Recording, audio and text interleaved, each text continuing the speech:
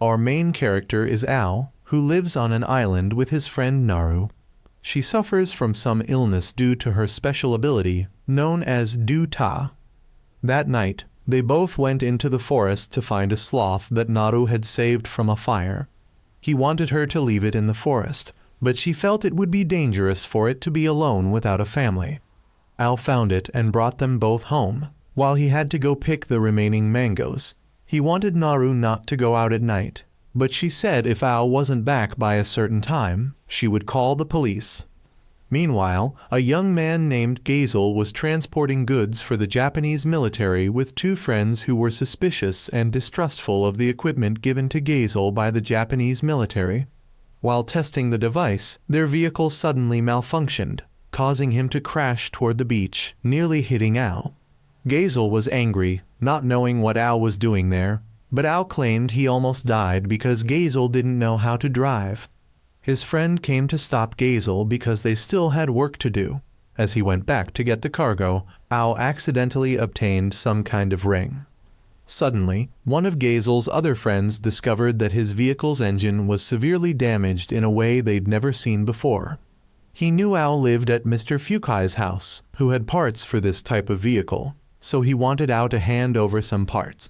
Suddenly, Gazel's broken vehicle showed strange reactions, and moments later it exploded, creating a pillar of brilliant energy visible across the island.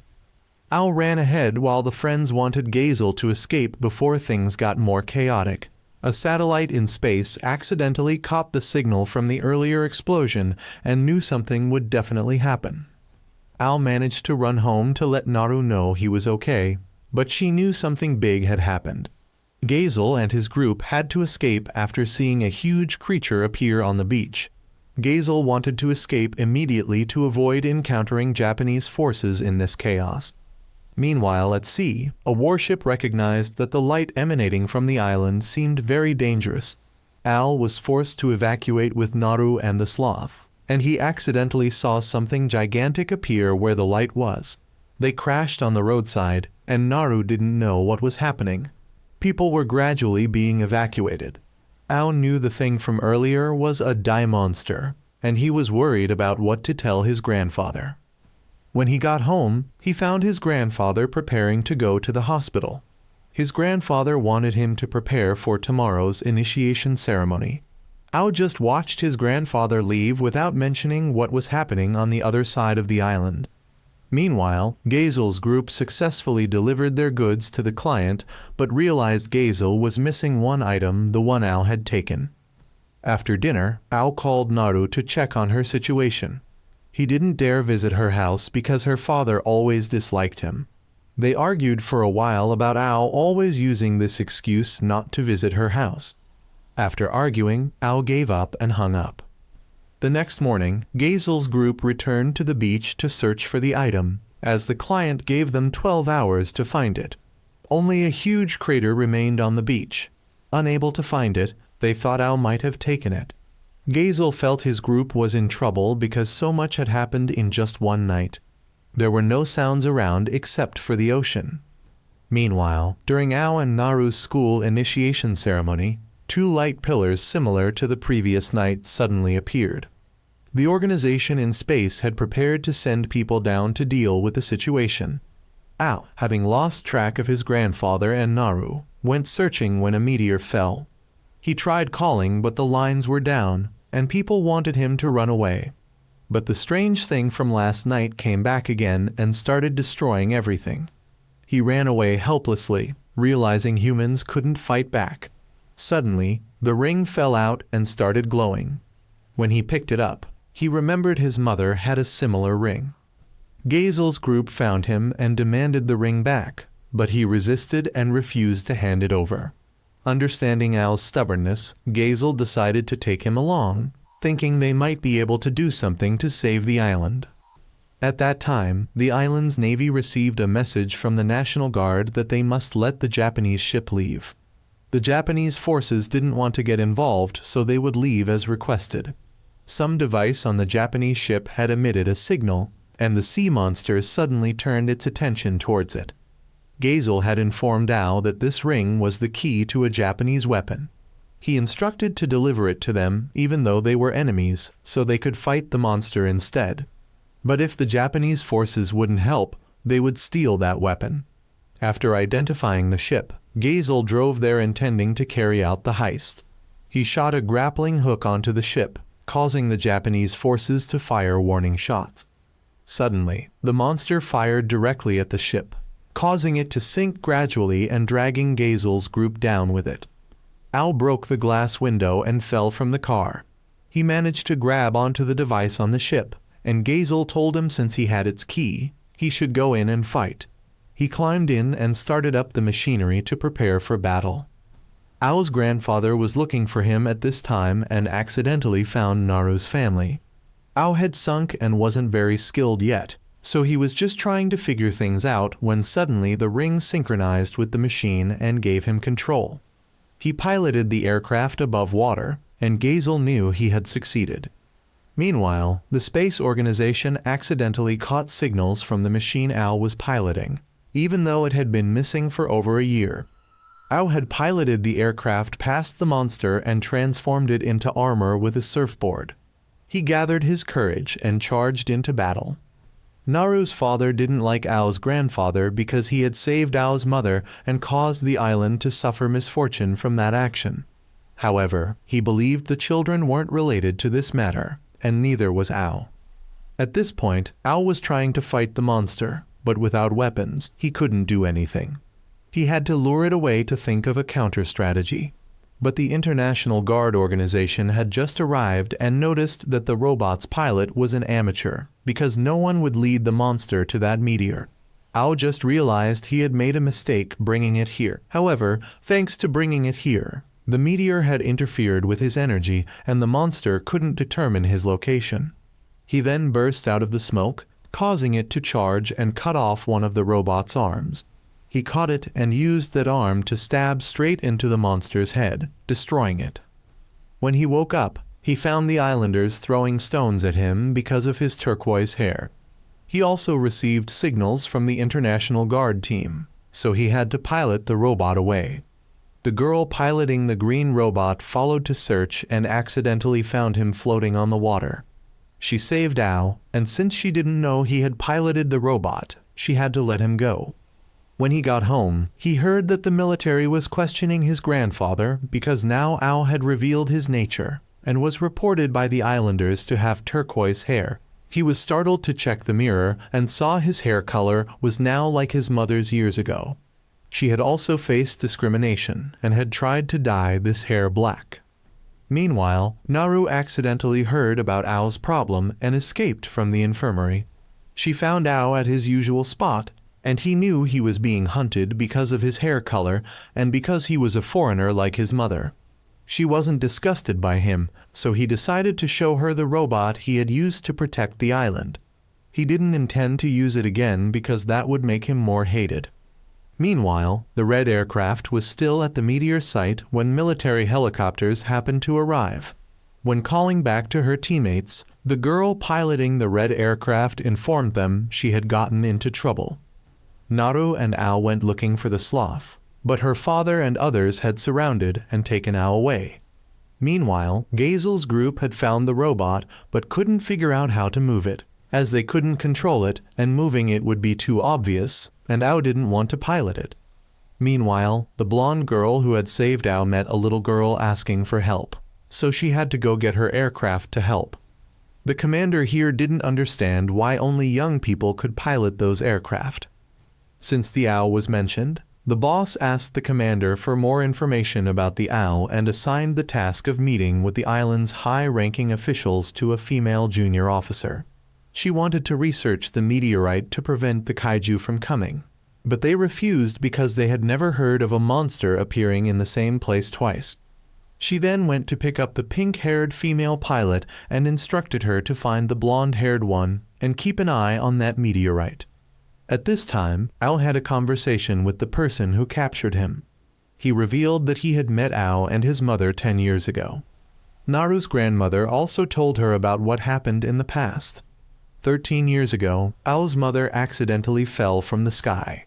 When the Americans came, Ao's grandfather hid his mother away. Everyone thought both Ao and his mother were aliens or foreigners.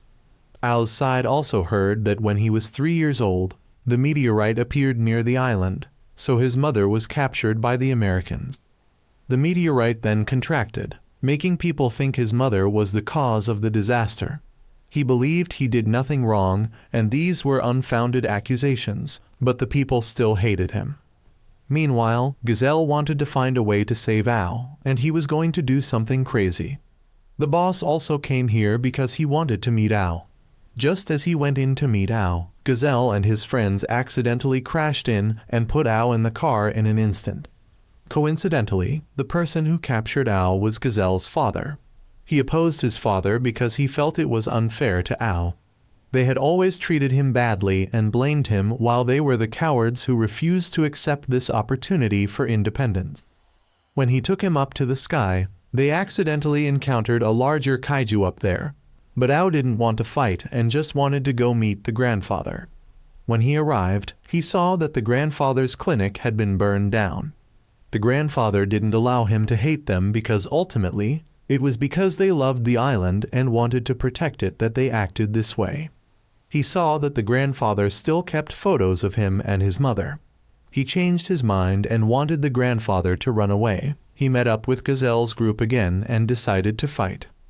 Meanwhile, the International Protection Team had to send people to fight with the kaiju ship. They informed the military that the monsters could neutralize basic human weapons like missiles, but weapons from robots could pierce through. The red aircraft transformed and fired a few shots first. The enemy fired back, but couldn't hit because she was near the meteorite. The blue aircraft also flew by and fired some shots. Then the enemy released 3 small monsters. Both split up to shoot them down and returned to positions near the meteorite to hide. They then released all the monsters to attack. Ao had now entered the robot because if he didn't fight now, he would regret it later. He remembered when his mother showed him the ring and told him that with this, the robot would remember him, and it did remember Ao's real name. He piloted the aircraft into battle, and during this time, Ao's appearance accidentally made him a target for the military. The boss's side tried to call Ao, but he didn't understand how to use the radio, so the robot set up the simplest mode for him to control. The 2 female pilots saw humans shooting at monsters excessively with jets and had to rush up, one behind and one in front. And this blonde-haired girl was the one called by the boss and asked to watch over Ao. He had now figured out how to transform into a robot and take out weapons, but he forgot about the missing arm and dropped the weapons.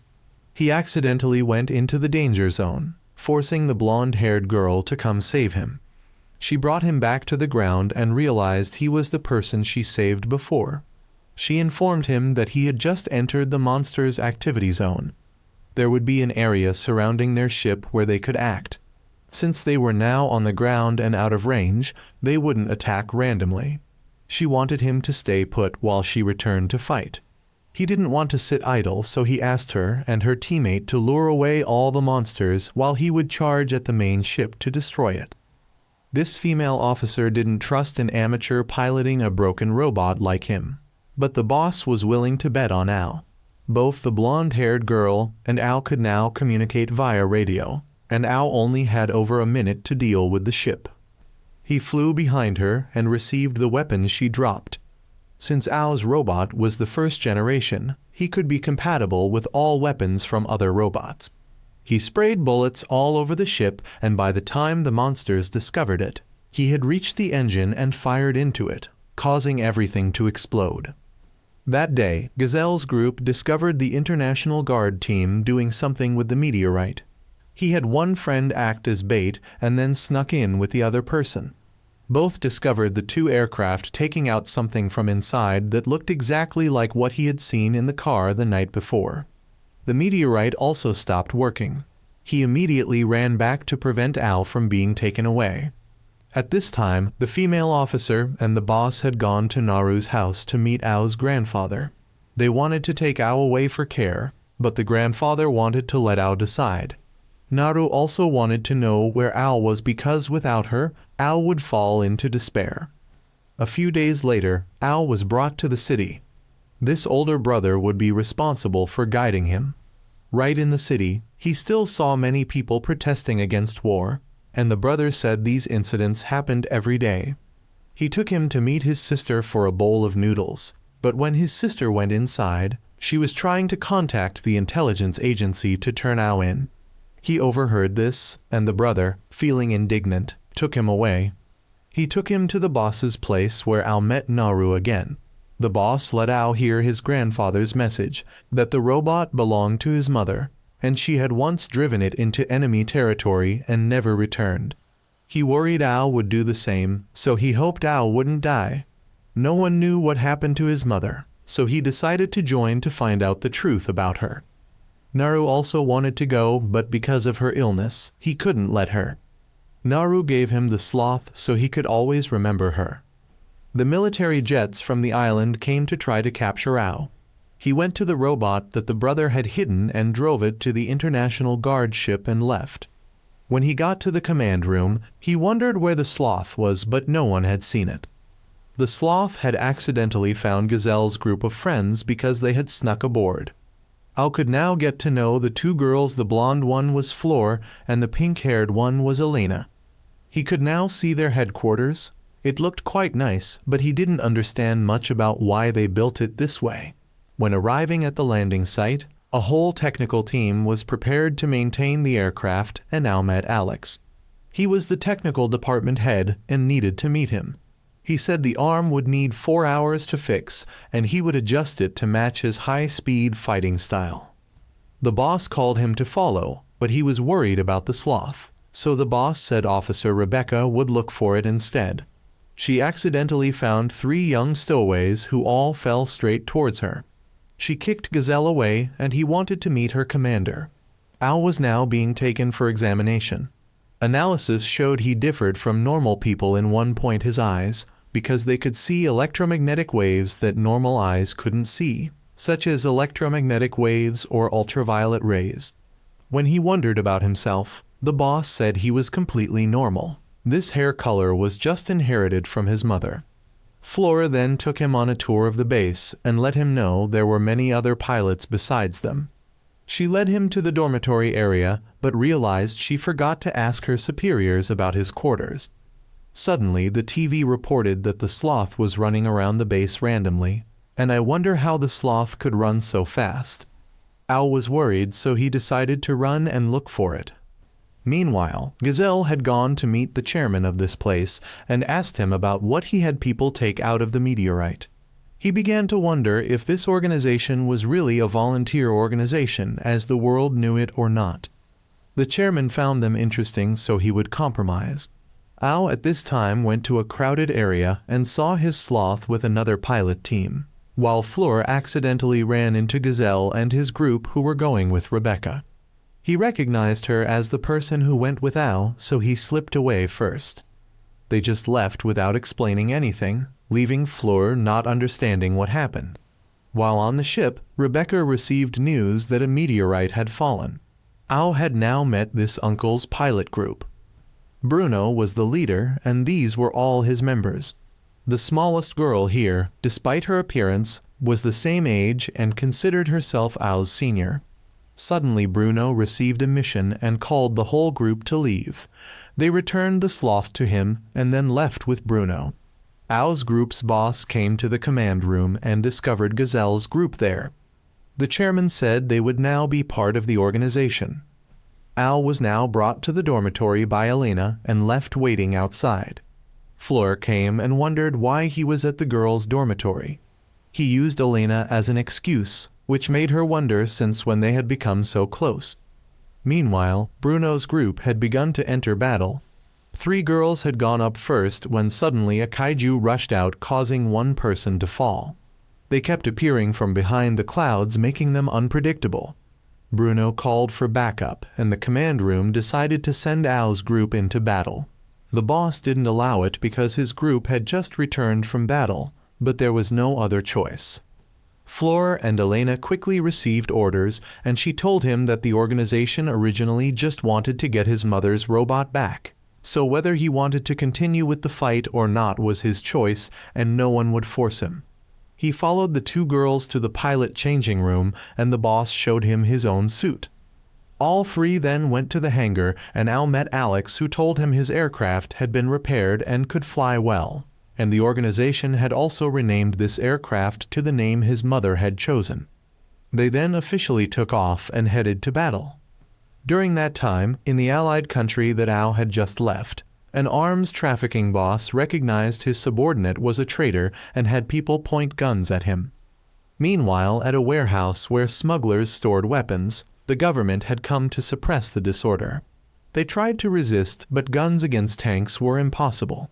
Back with the boss, this subordinate had dealt with all the guards, but this person still didn't know his true identity. Someone emerged from the swimming pool, but only saw a woman. The other warehouse was in ruins, and the commander's men didn't understand why he wanted them to shoot back. But the commander had only been hiding and never ordered to shoot, and a person with transformation abilities also appeared before him. The woman from before had now taken the robot from the person in the pool and drove it straight to where the monster that the organization was targeting. Back to Al, the boss had him meet George, an AI in their system. George informed him of the exact position he needed to go to, and the mission was they would have to deal with the monsters while rescuing Bruno's 3 pilots. They had to go quickly because the command ship discovered Bruno was trying to go straight in. They suspected he would crash into the monster's ship to clear the way. They tried to get there as fast as possible, but it was still too late, and Bruno had sacrificed himself to show them the position of the monster ship in the clouds. The command ship wanted them to retreat because the explosion had disrupted the energy, making it difficult for their aircraft to fly near the monster ship. Suddenly, the robot that the girl from before had taken rushed in to help, fired a few shots, and then flew away. They then all returned, and the command ship wanted the group to try to rescue both the pilots and retrieve all damaged parts. When flying past where that girl was, she unexpectedly recognized the robot Al was piloting. Upon returning, Al went to the hospital to visit the pilots, and he went to meet the youngest one, Chloe. She had just woken up and met Al. He let her know everyone was okay and hid what had happened to Bruno. He stayed to watch over Chloe's sleep, but in the middle of the night he fell asleep too. She saw the command calling Al, so she listened and learned what had happened to Bruno, while Al was asleep, so they let him rest and launched themselves. Chloe woke him up, and he learned everyone had already gone into battle. He thought he was useless, so no one needed him, and began to blame himself, which Chloe couldn't stand. She thought everyone was just trying to protect him because he was sleep-deprived, and going out there would be like sacrificing himself. Chloe admitted she had tried to learn from Al by charging into the monster ship's activity zone, but this had backfired on them when they were counterattacked and failed. After hearing her encouragement, he decided to head out. The 2 girls tried shooting from a distance, but it wasn't effective, so Al came and asked them to provide covering fire to clear a path for him. He charged through the storm and grabbed onto one of the monster's abandoned ships. When it destroyed the small ships, it dropped more down, so he used them as stepping stones to climb up. Once he got close, he just had to punch through the monster's head and successfully destroyed it. Upon returning, he received praise from the boss.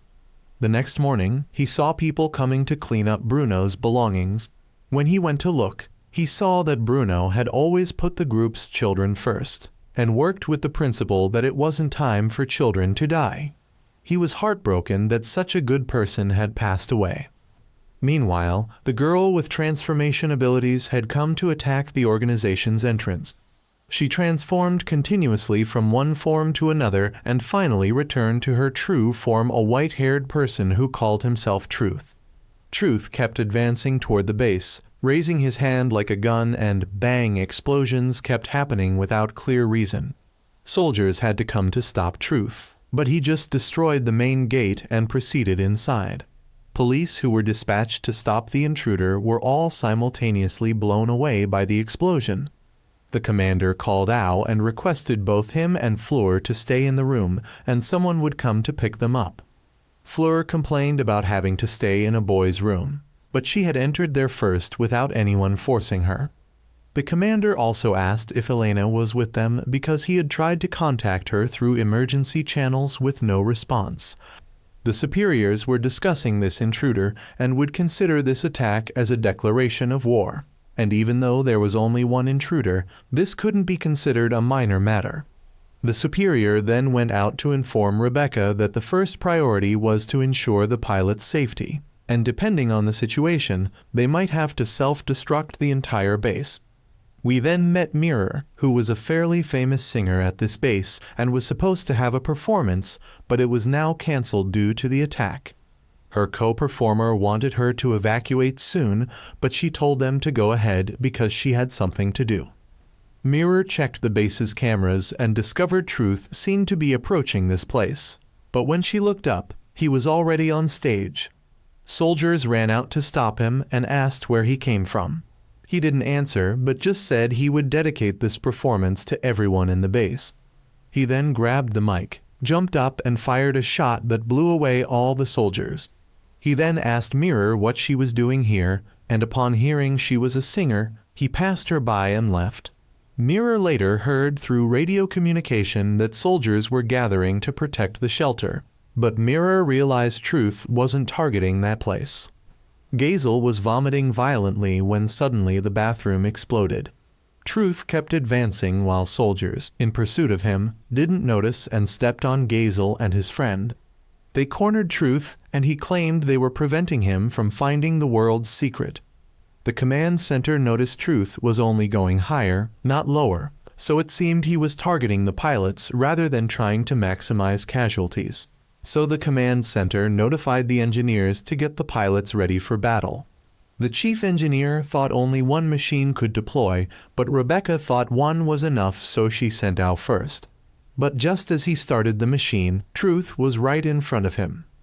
He realized that Al was the person he had been looking for, and he also asked why Al was in that woman's machine. Al realized he knew his mother and became very angry. Rebecca pulled out her gun to threaten Truth, but he waved his hand and threw her away. Rebecca had to order Al to leave immediately. He started the aircraft and took off, but Truth still clung to the aircraft and noticed that Al was now using his mother's machine. He then transformed into a giant shadow, and no one heard anything more from Al. Meanwhile, the superiors had called Bruno's team back to fight after their rest period for injuries. They asked where Al was, and the superiors said something. Meanwhile, although Naru was sick, instead of resting, she sneaked away from her family to find her father's workplace. At this time, Gazel had also returned home to meet his father, who wanted Gazel to inherit his business, but he refused because his father had never treated him like a son. Additionally, he wanted to investigate the truth that the government was hiding from citizens before considering anything else. When Naru's father discovered her at his workplace, he got out of his car and questioned why she was there while sick. When she tried to say something, her father interrupted and demanded she return home immediately. She obediently turned back but fell ill on the way and was unexpectedly helped by Al. Al then led her back to her father's workplace despite them being forbidden to enter. Naru followed Al to an entrance inside, and although she found him strange, she chose to follow him. When Naru later asked Al about how different he was compared to before, he said he changed because of her. Al then threw away Naru's respirator, saying she didn't need it and should just breathe deeply. Naru suddenly felt much better and was no longer sick. The cocoon in the middle of the construction site suddenly released glowing dust particles and helped Ao and Haru float up. But while enjoying it, Haru was awakened back to reality. Unexpectedly, another Ao appeared and told Naru to stay away from the other one. When she looked again, the person beside her had become Truth. He remembered Ao and only now learned Naru's name. Ao demanded he stay away from Naru, and soldiers arrived at that moment, but he made the ceiling collapse to block their advance. He then flew away with Naru but later dropped her near his car.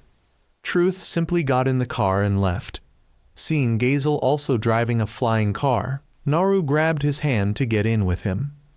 Ao piloted a robot to chase Truth, and he thought that Ao's existence might be related to the world's truth. But unexpectedly, Naru's existence was even more interesting. While Ao believed Naru was just an ordinary girl, Truth said he was too naive. He then transformed into a giant shadow, and Naru suddenly realized this shadow had appeared and protected her in her dreams.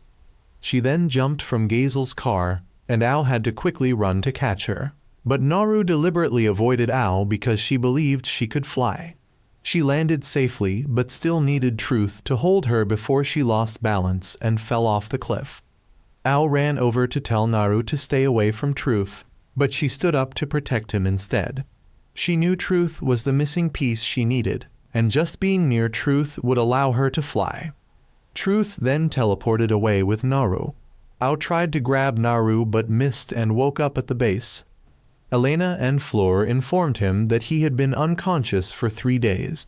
Fleur reminded him that he and Truth had chased each other for quite a distance, but when they found him, his aircraft had crashed while Truth had disappeared. Truth was subsequently wanted by the organization, and Ao was relieved that everything he saw was just a dream. However, Fleur regretfully informed him that what he dreamed was real because Naru had indeed been taken by Truth. The government was now disappointed with the base where Ao worked, as they had invested so much money only to have a terrorist easily enter and destroy everything. The next day, while engineers were sighing with relief that everything had stabilized, they suddenly saw Ao's aircraft take off. The chief engineer had to rush out and jump onto the aircraft to cut power and stop him. Rebecca and the commander later suggested that their job wasn't to chase terrorists, but to deal with monsters before they exploded. The chairman had to come ask how they planned to punish Ao. The commander hadn't decided yet, so the chairman wanted Ao to only receive a warning this time since he had helped Bruno's team before. The chairman saw the pilots as his children and didn't want to be too harsh. Fleur seemed touched by the chairman's words. The next day, while Ao was walking around, he discovered he was being followed wherever he went. Someone was tracking him. While passing by Fleur's place, Gazel also stopped by. Ao wanted him to stop following her and angrily left. Fleur wondered about him following Ao, and he revealed that he was ordered by the chairman to monitor her, but not secretly, rather openly like this to put pressure on Ao. He also knew Fleur was the chairman's daughter, and she had a poor relationship with her father, just like Ao. Soon after, a new mission appeared in a desert. The entire organization received the information early and deployed Ao's team. The chairman received a call from the minister at this time, so he went to his office to answer. The minister criticized his organization for letting a team leader die and allowing a terrorist to cause chaos in the base. The president couldn't help them because other officials were pressuring him during the election process, so their only way to prove their worth now was to handle what had just fallen into that desert. The commander was now working with Rebecca to outline the necessary strategy for this mission. Ao just learned that the chairman had sent someone to monitor her so much for treating pilots like children. What a lie. He also just learned that Fleur was the chairman's daughter. They then suddenly received information that the monster appearing this time was very similar to the type that appeared many years ago. It could cause continuous thunder and lightning in the sky and was very dangerous. Unexpectedly, superiors informed the commander to abort the mission by the chairman's order. The commander didn't want to disobey, so they turned back. They landed near some ruins, and Fleur knew that some organization was pressuring her father, and an organization big enough to do that must be the US government. George informed that the locals were currently protesting against the US government, with tensions so high that both sides were on the brink of war. So if they stirred up anything about the monster and caused an explosion, it would trigger war. Ao remembered what happened to her homeland and angrily argued that if they left things as they were, the people here would die. He then ran away and Fleur decided to follow him. They later met at an abandoned house. Fleur had heard about Ao also hating her father, so she felt they were very similar, saying she also hated her father. Ao wondered why she hated the chairman but still worked here. She told Ao that 5 years ago, she and her mother were involved in a terrible accident. At the hospital, doctors could only save one of them, so her father chose to save her instead of her mother. She understood that if her father had chosen to save her mother, she would have died, but she still hated him for making her live with this burden. The commander later found both of them and showed them the news the monster had caused significant damage to locals here, so the world had pressured and requested us government help these people. Therefore, the return order was cancelled and they could continue the campaign. The group then returned to the ship to begin action. Shortly after takeoff, the group officially got detailed images of this monster. This monster could release charged particles causing lightning strikes continuously. Although their robots were equipped with shields against monster attacks, these lightning strikes were independent attacks, so just one hit would shut down the system. The only way to win was to dodge all those lightning strikes. Easier said than done, but they had no time to think further, so Elena lowered down and started setting up guns to shoot down the monster. Ao and Fleur also quickly approached it so Elena could continue firing, but they discovered the monster was preparing to release lightning over a large area, so both had to retreat. Elena was unfortunately struck by lightning, so she shut down and needed to restart. The commander had to tell Ao and Fleur to wait for orders because they needed Elena to execute the plan. Suddenly, the group discovered the monster suddenly transformed into a chest-like form and moved very fast. Through calculations, they realized the monster intended to charge straight into the cocoon and fall right there. It was expected that many people would die if the collision occurred. The commander ordered everyone to return since they couldn't do anything more, but Ao refused and believed there was still a way. Before he could act, Fleur had already flown off. She flew up to the cocoon and wanted to prevent the collision. Ao came to help her. He also wanted to help her get revenge on her father by surviving to punch him in the face. They both then flew up together and tried to hold back the monster. They simultaneously fired at both sides of the monster, and it actually cracked, but the collision would happen in less than 30 seconds. Each second counted down, and finally, they managed to destroy the monster before the collision occurred. Although both were affected by the explosion, only the robot was damaged while the pilots remained safe. Both were happy they were still alive to return. Ao and Fleur then left and wanted to see the chairman's face after this incident. However, they immediately discovered that the footage on TV was faked by people at the base to deceive the US government. The chairman then revealed that the US government had questioned them about that footage because they had investigated and found that nothing had happened in the enemy city. But the chairman had reported back that they didn't know, and now the chairman needed the commander to help explain why they returned late. He just said the ship's engine was damaged, causing the delay, and that they hadn't intervened. Fleur and Ao then realized that the chairman had staged that footage to help them continue their mission. So basically, the chairman had saved many people. When the commander returned with Rebecca, they saw that Ao and Fleur had become much closer. Later, the Japanese military was planning to test a simulation of an artificial cocoon to help Japan rise to world leadership, as Japan had now been isolated by the Alliance and US government who refused to share information with them. While their economy remained stable, their military had fallen far behind other countries.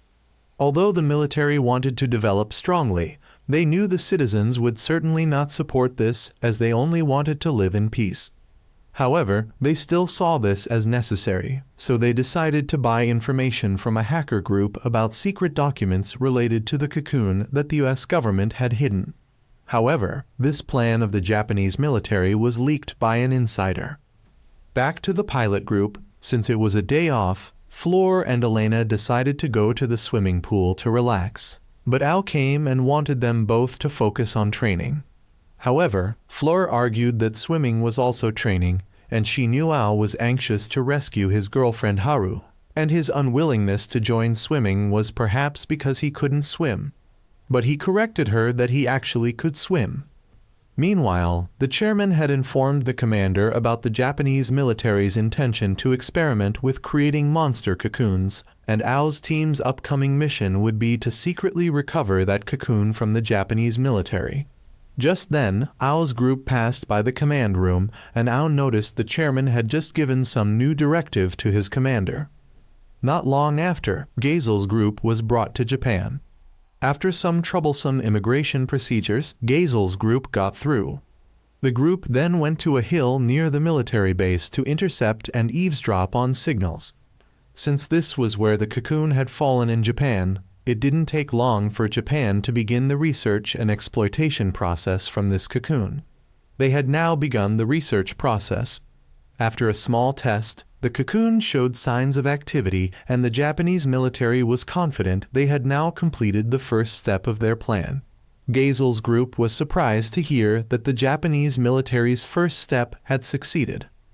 Ao's team was still out at sea waiting for instructions, as they couldn't advance further without being detected by Japanese patrol boats.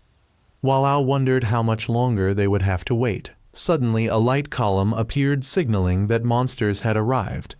The Japanese military immediately ordered the capture of the monster to use as a military weapon, believing that having the cocoon meant the monster wouldn't attack them.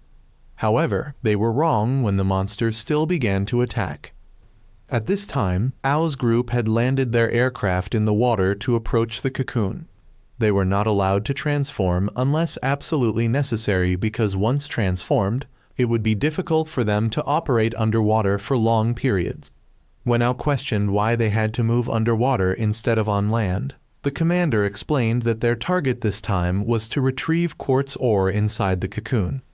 This was the monster's objective. If they could get the quartz ore and retreat safely, the mission would be successful. Originally, the organization's work had only been about retrieving quartz ore from cocoons, but due to the nature of this mission, they could destroy both the quartz ore and cocoon if necessary. While Ao still wanted to save people, the two girls suggested that the Japanese wouldn't be grateful even if he saved them. But as a son of Japan, he couldn't bear to watch his fellow citizens in trouble without helping. As Ao had rushed ahead, the commander could only tell the two girls to continue with their mission. The Gazel group no longer wanted to eavesdrop and preferred to go straight into the military base to get information. Suddenly, Ao shot up from underwater. He had observed around the base and saw that the explosion only occurred in one place, so the monster must be there. Meanwhile, as the Japanese military commander was trying to escape from the base, he saw Ao flying past and thought it was their robot. Unexpectedly, a soldier in the car shot the driver dead. He then transformed into Truth and claimed that the robot belonged to him, not to the commander. As he was about to deal with the commander, surprisingly, the Gazel group's car came rushing down from the mountain. Ao had now plunged into the water and detected the monster's signal. He carefully transformed and waited for the monster to approach. Just when he sensed its signal nearby, the monster was nowhere to be seen, but one of his legs was suddenly crushed. Gazel and his friends had gotten out of their crashed car when they accidentally encountered Truth again. Gazel noticed the gun on the ground and asked if Truth was responsible for this chaos. The two girls had now reached the area containing quartz, but when they opened it, they found only damaged quartz being reused by the Japanese military. Although these were just byproducts of the cocoon, such a large quantity was concerning, as concentrating a large amount of damaged quartz in one place could risk causing an explosion. Ao, still unable to locate the monster, was suddenly dragged deep underwater. The water pressure gradually damaged his robot, forcing him to cut off one leg to escape. However, the two girls had arrived to support him. He then realized the monster would reveal its true form when swimming in areas with fuel leakage. So he attacked the two girls' robots to release more fuel and expose the monster. Ao quickly grabbed the monster and squeezed it, causing it to explode. But the damage to his robot was too severe, and he began to sink. The two girls once again came to rescue Ao and pulled him to the surface. While Gazel was questioning Truth, the two girls flew past with Ao, causing Gazel to lose focus momentarily and allowing Truth to escape again. Upon returning, the two girls asked how Ao knew how to make the monster reveal itself, but he wasn't sure. Later, they met the Japanese military commander again, who had learned a lesson that Japan should continue focusing on economic development rather than arms race. However, Truth appeared shortly after and dealt with the commander's partner. He claimed to see through the commander's desire to rule Japan and wanted to cooperate to help him achieve greater goals. Not long after, at the Arizona Bank in America, a monster suddenly invaded. Although the U.S. military fought hard to intercept the monster, they ultimately failed. This wasn't actually the first time America had been attacked by monsters. Al wondered if America would ask their organization for help if they were attacked again. The commander thought probably not, so Aki's entire team had to wait for orders at the border. Gazel and Rebecca were discussing with a U.S. government official to get the U.S. government to accept help from their organization. However, this person seemed unwilling to help and kept deflecting by talking about how he and Rebecca were former colleagues at a company, though now each had their own path. While working for the military, both had once eliminated an entire country during a conflict on an island. After handling a cocoon that fell on that island, civil war broke out, drawing them in. The U.S. military quickly suppressed the island's forces. The world refused to help them. Gazel had heard about this incident, that the island was killing its own people so naturally no one wanted to help. However, the massacre that the world knew about was actually caused by their former company. They believed it was necessary for the world to develop as it has now. There was no right or wrong about any individual's fault. It was an action that all participants had to take responsibility for. Rebecca noticed he hadn't changed at all since then, while she hoped she had changed enough to make up for past mistakes. But he still thought she was doing similar work to what she did back then. While Al was waiting for orders, Naru's sloth suddenly brought him a book about the Pied Piper of Hamelin. Al realized the team's name was based on the Pied Piper, so he wondered about its meaning. The two girls said the commander named the team so only he would know the meaning. George then transformed into a literature teacher and explained the meaning of the Pied Piper story. Al didn't want to listen, so he took the sloth away, and when he returned, George was still talking. Suddenly, the chairman called to report that the U.S. military had encountered another monster. But because this monster had a large area of effect, the military used infantry to intercept it. The commander unexpectedly asked the chairman's permission to take the whole team into battle. When the chairman refused, he defied orders and departed anyway. He then proceeded with Al into U.S. territory. Al noticed the commander rarely disobeyed the chairman's orders. He said he had a bad feeling about the U.S. military using infantry to intercept the monster, so he exceeded his authority to check the situation himself. They then entered the town where the monster was likely to fly over. They suddenly discovered a group of people who hadn't evacuated yet, so they went down to check the situation. When the commander asked why they hadn't evacuated, the group said that person prevented them from boarding the helicopter. He then revealed himself as Truth and wouldn't let anyone leave because they would be sacrifices for the monster's awakening. Al rushed up to reclaim Naru from him, but he used his power to prevent him from getting close. The U.S. infantry had now failed against the monster once again, while Rebecca was being stalled by the official who still didn't want to accept help from their organization. When Al regained consciousness, he discovered Truth had teleported the entire shopping mall to a rocky mountain. The monster appeared right in front of them and released small monsters that flew toward the civilians. Some soldiers there tried hard to shoot down the small monsters, but they suddenly saw the soldiers and immediately afterward shot lightning that instantly killed anyone it hit. Fear began to overwhelm Al, causing him to freeze in place. The commander had to rush over to push him away and tell him to run inside quickly. Al ran for his life while the commander had to support his retreat. Truth claimed humans had completely misunderstood the nature of these monsters. The civilians then had to hide in the shopping mall as the small monsters were still patrolling outside. Rebecca now received word from the chairman that the monster was very different now because it had never identified humans as enemies before. But this time this behavior appeared as if it had evolved.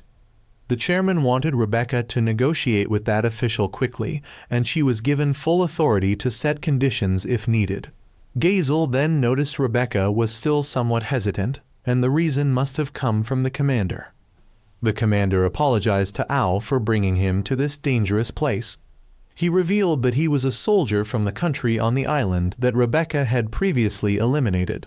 Although he lost a lot in that battle, he had no right to hold grudges as both sides were equally at fault. That's why he joined this organization to correct his own mistakes.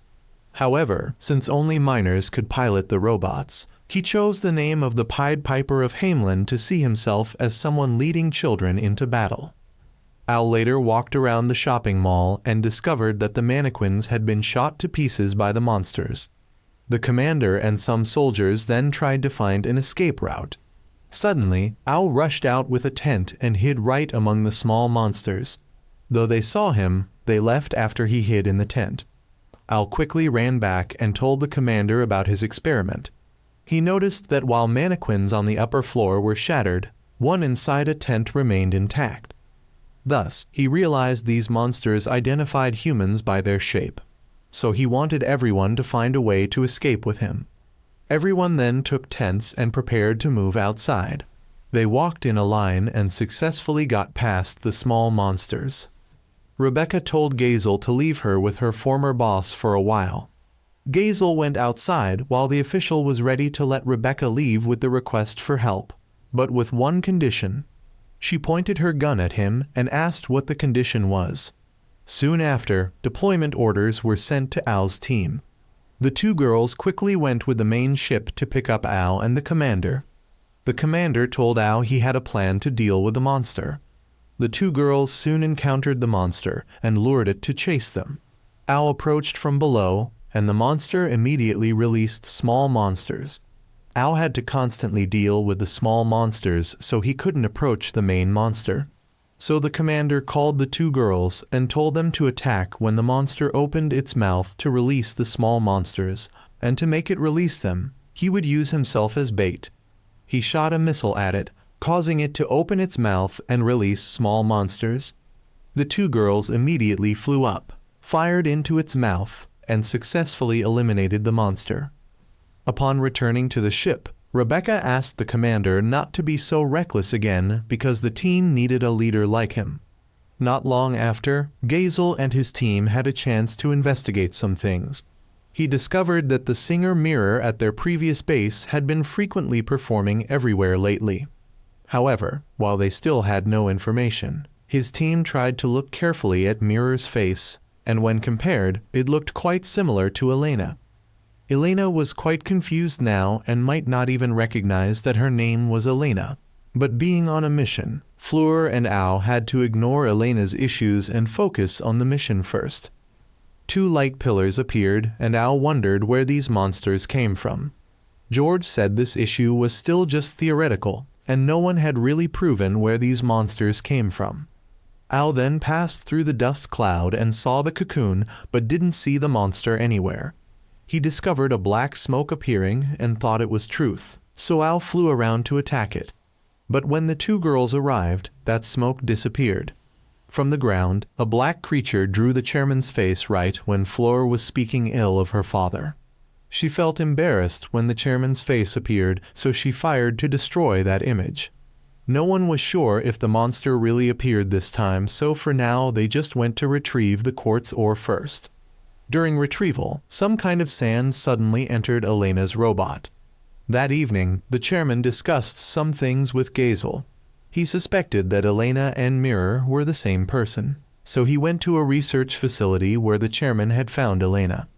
He revealed that this facility was established to create children to pilot robots. Countries would experiment on children to increase their compatibility with robots. However, Elena had trained at this base for 2 years, so he still believed Elena was completely normal. Gazel's friend believed that Elena couldn't both train at the base and perform somewhere far away in the world, so they wanted Gazel to abandon that thought. However, Truth told him he must try to seek the truth for the truth to come to him. We later learned that the US government had intentionally planted Mirror in the organization to find some secret information inside. However, in the past 2 months, they realized that the mirror they hired and the mirror they had been communicating with recently were not the same though similar in appearance. Their speaking and singing voices were very different. They then hypothesized that the mirror they had been communicating with could actually be Elena.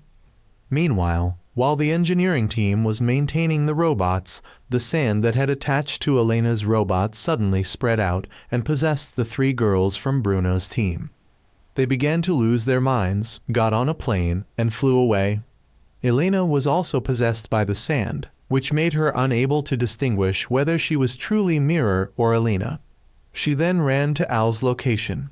While he still didn't know what the smoke he encountered was, Elena ran in and hugged him, causing him to also get affected by the sand and follow her. The commander then discovered that the 3 girls from Bruno's team were suddenly flying in the sky and then abruptly fell. The engineers had to cut their power and go in to subdue and sedate them to stop their hallucinations. Floor experienced a similar situation and was also sedated to prevent resistance. They later found that the cause was this sand, which had properties similar to the fuel they used for robots. This only affected children whose brains had been modified to control robots. They wondered where Ao and Elena were, as Ao's case was naturally modified brain rather than through artificial experiments like the others. Elena had taken Ao to watch Mirror perform. Mirror's colleague came and wondered where she had been all this time, but she shot her 2 colleagues and told Elena to leave together. She wanted to get Ao out of this base because she believed they had been deceived there. They got into a car to try to escape the base, but the commander and soldiers blocked the road ahead. Ao's hallucinations had changed at this point, and he began to see Elena and Mirror as his mother and Naru, causing Elena to suddenly pull Ao out of the car and tell the commander to shoot down that vehicle. He had the soldiers open fire and burn Mirror in the car. We now know that the monster this time was that sand it had transformed into Mirror to deceive Elena. Meanwhile, the chairman had called Gazel back and told him to stop investigating. The U.S. military personnel had investigated Elena and found the house of the nanny who had taken care of Elena. But surprisingly, the real Elena had died. The current Elena was someone using the deceased Elena's identity. Naru and Truth were still at the cocoon, and Truth noticed that Naru was about to fully absorb the power from this cocoon. Naru wondered why Truth was only kind to her, and Truth said they were very similar, both seeking truth and rejecting this world. Naru admitted that Truth wasn't bad since he didn't kill Ao.